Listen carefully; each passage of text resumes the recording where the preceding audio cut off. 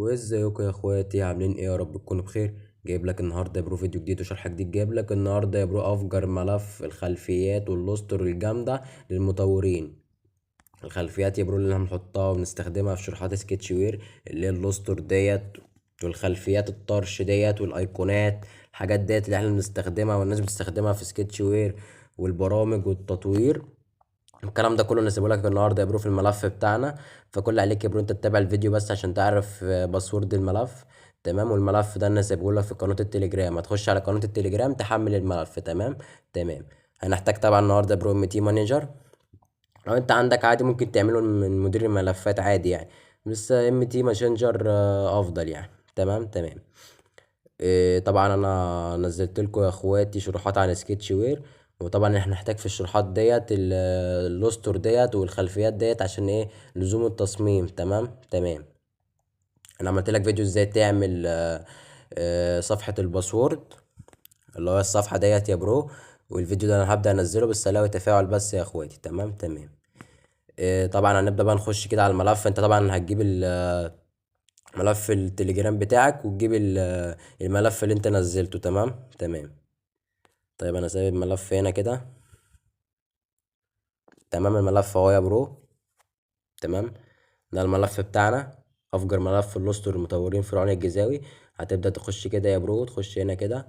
تمام. تمام. طبعا عندك هنا بقى الاسطر يا برو زي ما انت شايف، يعني حاجة جامدة يعني، هتحتاجها في الشروحات وهتحتاجها في التصميم. تمام. شايف زي ما انت شايف، حاجات طرش يعني. طبعا كل الكلام ده قلت لك هسيبه لك في ملف، والملف هتلاقيه في قناة التليجرام. تمام. تمام. محدش بينزل لك الحاجات ديت يا برو. تمام. قليل قوي اللي ينزل لك الحاجات ديت. تمام. زي ما انت شايف حاجات يعني جامده. شوف جايب لك كام سطر او كام خلفيه، 105 يعني كل الخلفيات. تمام. وحاجات ديت بص بتحطها خلفيه للبرامج بتاعتك. تمام. ودي اللوستر زي ما انت شايف، وادي الايقونات. تمام. يعني حاجه جامده يعني، زي ما انت شايف حاجات طرش يعني. تمام.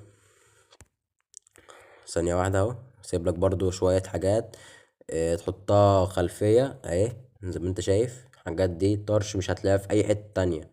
تمام. وعندك هنا برضو الايقونات، الانستجرام واليوتيوب والفيس والواتس، حاجات جامدة يعني. تمام. تمام. والاسطر برضو سيب لك شوية اسطر طرش يعني، هتبقى جامدة في التصميم بتاعنا. قلت لك انا عملت لك فيديوهات على سكتش وير ونحتاج الحاجات ديت في التصميم بتاعنا. تمام.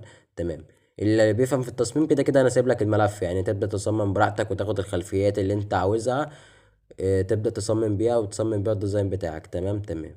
ده بقى كان فيديو النهارده يا برو. قلت لك الملف هتلاقيه في قناة التليجرام. عاوز تفاعل بقى يا اخواتي، محدش بينزل لك الملف الجامد ده يا برو. سايب لك يعني شوية اسطر وخلفيات جامدة يعني حرفيا. ولو انا ممكن اشيل لك الباسورد، بس لو لقيت الملف الباسورد هتلاقي الباسورد 14 14. تمام. 14 14. تمام يا اخواتي. تمام يا اخواتي. واشوفكم في فيديو جديد وشرح جديد يا اخواتي. كان معكم فرعون الجزاوي، والسلام عليكم ورحمة الله وبركاته.